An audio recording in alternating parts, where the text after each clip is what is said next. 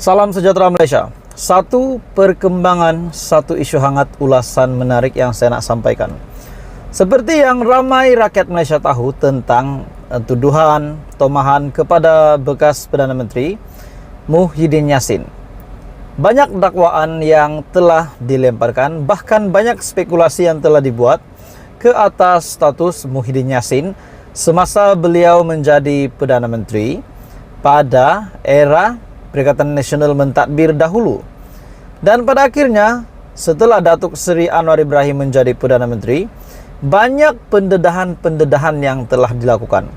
Salah satunya RM 4.5 bilion masuk dalam akaun bersatu lah, RM 600 bilion diseleweng, RM 92.5 bilion diseleweng, dan akhirnya baru-baru ini berkenaan dengan penafian daripada Muhyiddin Yassin bahwa beliau menafikan sekeras-kerasnya terbabit dalam pemberian kontrak sistem imigresen bersepadu nasional ataupun NIISE kepada IRIS Corporation Berhad yang juga dikaitkan dengan menantunya. Jadi banyak penganalisis politik, pemerhati politik berkata, ini adalah bukti bahwa Muhyiddin melebihkan kroni-kroninya, menganugerahkan kontrak ini kepada kroni-kroni, kepada keluarganya, ataupun kita boleh kata kabel. Jadi banyak sangat spekulasi yang dinyatakan, banyak tuduhan yang diterima Muhyiddin Yassin. Jadi saudara-saudara semua, didakwa memberi kontrak RM 1 bilion kepada syarikat ada kaitan menantu. Muhyiddin akhirnya bersuara. Oke saudara-saudara semua, sebelum saya meneruskan, saya meminta jasa baik Anda untuk tekan butang like, share video ini, dan tekan butang subscribe. Bantu channel ini, kembangkan channel ini. Persoalannya saudara-saudara semua, persoalan yang betul-betul bermain di pikiran saya, setelah Muhyiddin Yassin yang didakwa memberikan kontrak RM 1 bilion kepada syarikat yang ada kaitan dengan menantu beliau. Adakah persoalan yang pertama ini kebetulan?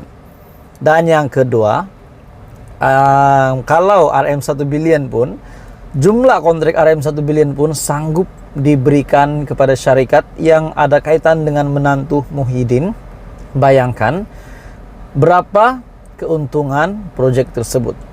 Jadi saudara-saudara semua, banyaklah spekulasi mengatakan bahwa akhirnya terdedalah sudah kejahatan Muhyiddin semasa beliau menjadi Perdana Menteri. Namun semua ini hanya dapat diputuskan setelah ada keputusan rasmi. Kalau sekadar spekulasi, sekadar komen, sekadar kenyataan, itu semua orang boleh buat. Namun kita menantikan keputusan. Dan pada akhirnya Muhyiddin buat pengakuan bahwa Tan Sri Muhyiddin Yassin menafikan sekeras-kerasnya di mana beliau terbabit dalam pemberian kontrak sistem imigresen bersepadu nasional ataupun NIISE kepada IRIS Corporation Berhad yang dikaitkan juga dengan menantunya. Dalam satu kenyataan, bekas Perdana Menteri yang merujuk laporan sebuah portal bertarik pada 8 Februari telah menyifatkan dakwaan berkenaan sebagai fitnah yang sengaja direka untuk mencalar marwahnya dan keluarga. Saya sebagai Perdana Menteri pada ketika itu sama sekali tidak terlibat dalam proses penganugerahan kontrak NIISE kepada IRIS Corporation Berhad yang dijalankan secara tender terbuka. Proses perolehan kontrak juga dibuat mengikut tata cara perolehan biasa kerajaan di bawah seliaan Kementerian Kewangan dan kementerian yang berkaitan. Ia bukan berada di bawah tanggung jawab atau bidang kuasa saya sebagai Perdana Menteri. Akhirnya Muhyiddin Yassin bersuara. Oke saudara-saudara semua, berkaitan dengan isu hari ini di mana Muhyiddin yang didakwa telah memberikan kontrak sebanyak RM 1 bilion kepada syarikat yang ada kaitan menantunya, akhirnya beliau telah bersuara seperti yang saya sudah nyatakan tadi. Apa komen Anda? Teruskan bersama di dalam channel ini untuk perkembangan politik yang seterusnya. Halo semua, salam sejahtera Malaysia. Satu kejutan hari ini yang saya nak sampaikan kepada tuan-tuan dan puan semua yang menonton video ini. Banyak sangat pendedahan daripada SPRM.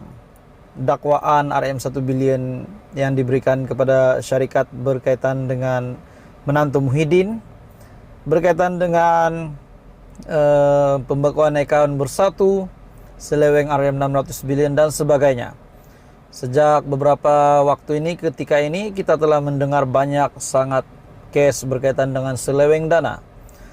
Dan dalam pada itu saya juga ingin mengucapkan syabas dan tahniah kepada SPRM yang setiap hari kita dapat melihat perkembangan-perkembangan bahwa mereka telah membuat tahanan, telah mereman, telah membuat tangkapan dan pendedahan-pendedahan.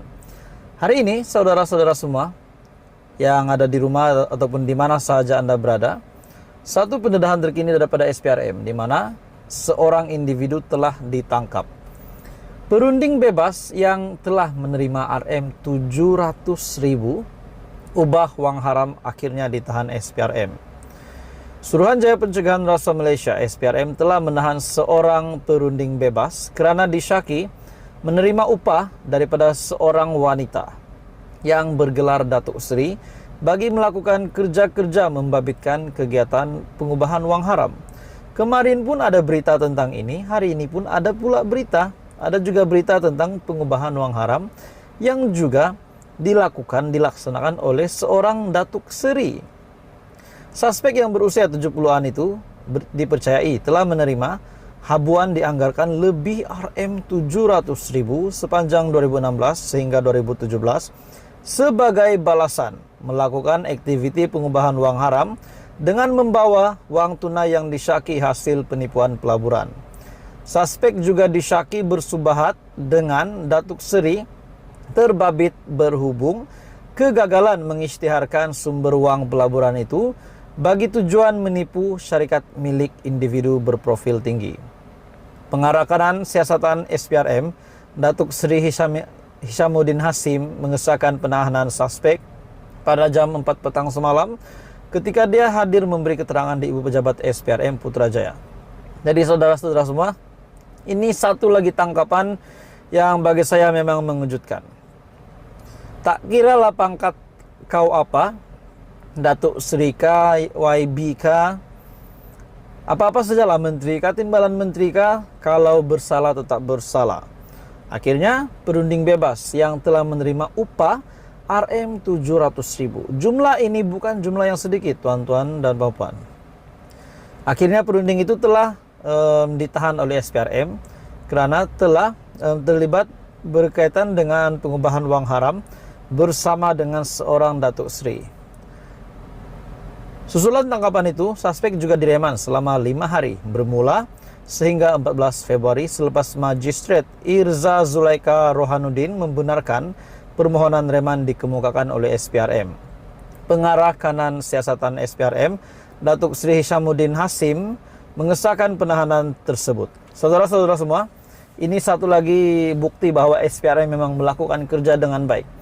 Dan ini juga sudah pasti satu isu, satu perkara yang mengejutkan ramai orang. Mesti selepas ini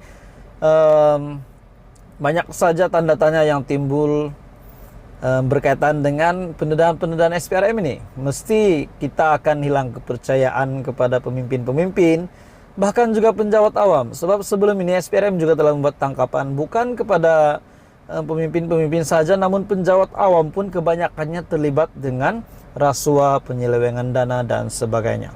Apapun saudara-saudara semua, teruskan bersama di dalam channel ini. Ikuti perkembangan channel ini, perkembangan politik dan isu semasa. Jangan lupa tekan butang like, share dan subscribe.